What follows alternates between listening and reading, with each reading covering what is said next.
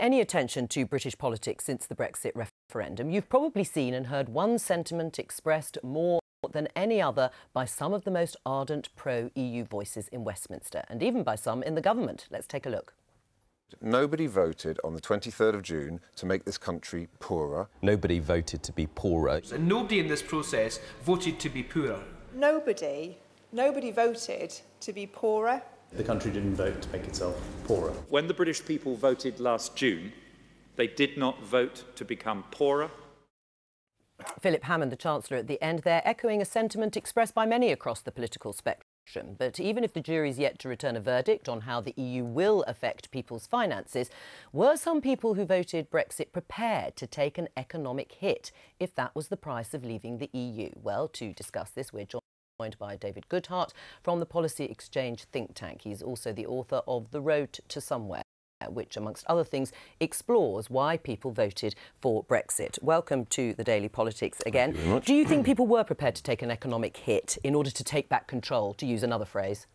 I think they would rather not, but I think a lot of people did vote knowing that their pockets might be hit, but regarding it as a reasonable trade-off. I mean, we might be a few £100 richer in 10 years' time, but our democratic accountability would be weaker, our national identity would be weaker if we remained in the European Union. A lot of people thought. I actually voted Remain, but I actually think that they are right about that. Right. Rachel Shabby, do you agree? Do you accept that there were plenty of people who did feel it was worth economic uncertainty, let's put it like that, and potentially being slightly worse off in order to regain some sense of national identity in the way that David has outlined? I mean, I think national identity is a phrase that's doing a lot of work in that sentence. It's very hard to discern what it was that people actually did vote for, and that's precisely why we're having such difficulties with the negotiations, because we're trying to find out what is it that people wanted from Brexit. Nobody actually said that, and that wasn't on the ballot. But I don't think these kind of cultural concerns, I mean, that seems to me a proxy for what can only be described as xeno-racism, and I don't think we should be making any political decisions on that basis or implying that people's lives will be improved on that basis, because they won't. Wrong. I find myself much more favourable to Brexit now, partly because of the arguments that I hear from you.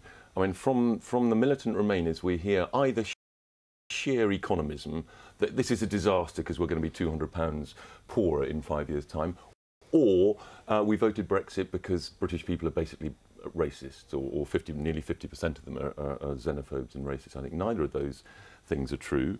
There will be an adjustment cost, but I suspect in 5 or 10 years' time we will be just as rich as we would have been. But of course it's about taking control of, I mean, this is the first big pushback against the shrinkage of the democratic space that has happened in all industrial countries, all big democracies. I mean, if you think of the way the WTO, the way that European integration, the way that even a lot of domestic policies like independence of the Bank of England, judicial activism, have shrunk the democratic space. What is, I think, rather exciting about Brexit is this is the first pushback against that shrinkage. But although there may be an acceptance that people might have been prepared to take an economic hit, we don't know how they thought that was going to manifest itself. I mean, do you think there were a broad set of reasons for people voting leave? And as Rachel said, and that's made it difficult for the negotiations, because did people sit down and say, yes, we're going to leave the single market and the customs union, and if that makes me a bit poorer for 5 years, well, so be it? Well, I mean, we have to be sceptical about polling after the events of the last few years, but there are quite detailed series of polls done on testing attitudes afterwards on what people thought that they were doing. Immigration tends to come second. First tends to come the question of self-government and the country making its own laws, which I think, I mean, what's astonishing about the British political class is that it was so shocked by the result. It's been apparent since around about the time of Maastricht that something close to a majority of British voters were sceptical about excessive political integration and were never asked the question, and then the first time the question was put to them, they delivered a pretty clear answer. In terms of did people vote to be poorer, I mean, that question itself is a piece of sophistry. Right. But I certainly voted knowing that that was a possibility, and I know many Leave voters who voted thinking that it was a price worth. Right. OK. So it is worth some economic turmoil in that sense? To a loss of Leave voters. People heard the warnings, calculated that there might be some hit, there might not. It depends on things which haven't happened yet. But that if there is a hit, a moderate hit, an adjustment cost, then it is something worth living for self-government. And people said that it was worth it because Britain could then make the decisions over a whole wide range of issues, including laws, including borders, including money. And that was more important. Unfortunately, people were sold this idea of taking back control.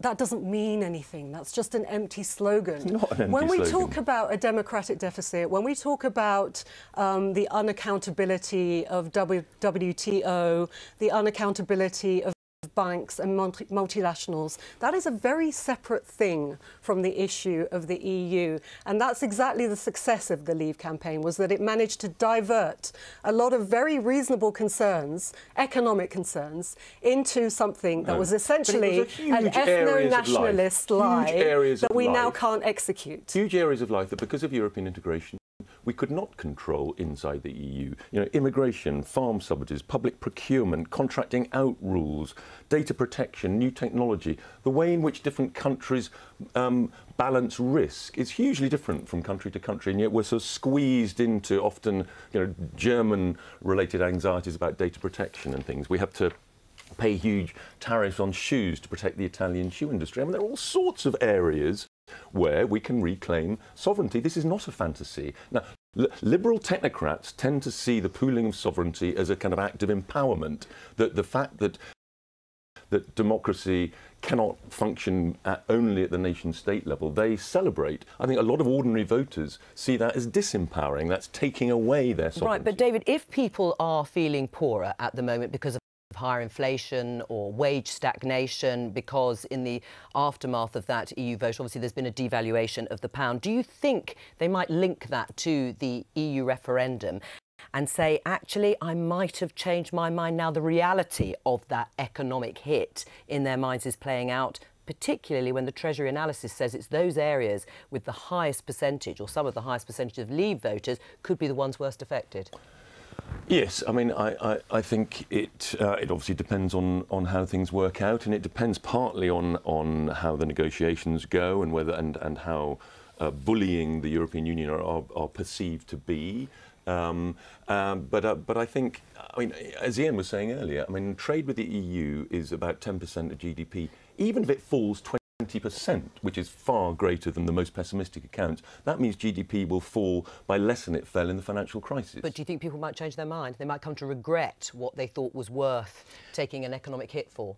That's possible. There's no sign of it yet. But I think where the Labour Party has a real advantage here, and where Corbyn and McDonnell are ahead of the game, is that because the Tories are so focused on the rather shambolic negotiations, already Labour, and in that keynote speech that Corbyn gave last week, already Corbyn is talking about Britain after Brexit. And I think the Labour understanding is correct, that once Brexit is a done deal, and it happens in one form or another, there will then be a battle for the votes of people in areas that voted for Brexit who really want to see some concrete improvements. David Goodhart, thank you.